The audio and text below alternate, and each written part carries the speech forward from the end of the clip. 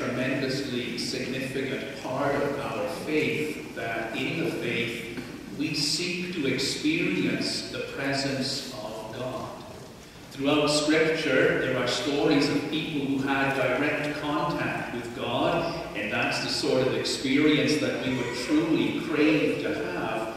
We can't always have an experience like that. In the Garden of Eden, God spoke directly to Adam and Eve. Later, he would directly speak with Cain and with Noah, with Moses, with Isaiah. We don't have the luxury of experiencing God's presence in that sense. But Scripture also shows us other ways in which we can experience the presence of God. And sometimes it's a matter of broadening our understanding of who or what God is and deepening our notion of what it means to be in the presence of God. In the story in Joshua this morning, we read in just a few very short words what must have been one of the most wonderful and fantastic experiences in the history of the people of Israel. That moment when they come to Gilgal, and after 40 years of wandering in the deserts of Sinai and eating the manna from heaven, for the first time they sit at table and they break bread, which has come from grain that they have grown in their fields and milled with their hands and baked in their ovens. And if you can just imagine that moment, sitting at that table, the people looking at that freshly baked bread, thinking to themselves, this is the beginning of something completely new. God has brought us through the wilderness, and putting their hands on that bread to tear it in half, this bread is new and different and signifies a glorious beginning for us.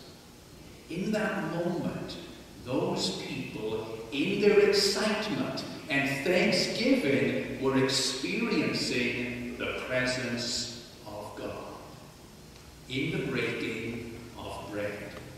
In the New Testament stories from Luke today, we also hear about experiences with God which help us to seek experiences with God in our own lives. In Luke 15, 1-7, we read the story of the lost sheep and how glorious that story is and the power it conveys when those Pharisees and lawmakers gather around Jesus and say, why do you, a Jew, eat with sinners and prostitutes and tax collectors and outcasts? And Jesus, with a genius of storytelling that surpasses anything that could ever be of a human origin, says, what if a shepherd had 100 sheep and one of them went missing? Wouldn't that shepherd go out and look for the lost sheep? And when he brought it home again, would he not be singing for joy, saying, I am so happy, the sheep that was lost is found? And would he not sacrifice anything to bring that sheep home? So it is, my Father has sent me to recover the lost sheep of the world, and when I bring one of them back, there is more joy in heaven, in the heart of my Father, than at the 99 sheep who never left the fold. And in that moment, there was great ecstasy. And in that story are the words of the shepherd, I was so happy. But that's only the first of 3 stories which give the same powerful message. The next story is the lost coin. And for that woman, it would have been the difference between life and death. And she finds the coin and she says, I was so happy. And then the third in that little series of stories is the lost son, the prodigal son. And when he comes home, the father says, I was so happy. And in each of those experiences, stories of recovery, reunion, rebuilding, there is an experience of the presence of God. For in the moment in which that which was lost is found again, the human heart leaps with such amazing joy that the person actually forgets themselves. They grow out beyond themselves, and in the joy that they experience, they are experiencing God. And the common thing in all of those stories is this: we experience God when we find something in life that so moves us, we forget ourselves. We forget our ego, and we enter into some new mode of living that is marked by pure joy.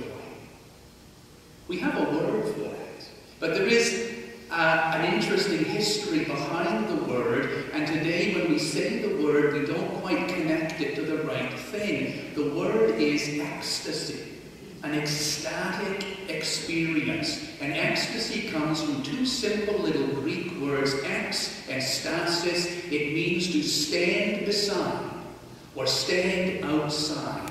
And to have an ecstatic experience means that for a moment you leave yourself, you stand beside yourself, and you enter into the joy or the power of the moment in such a way that you are lifted up and you become something different.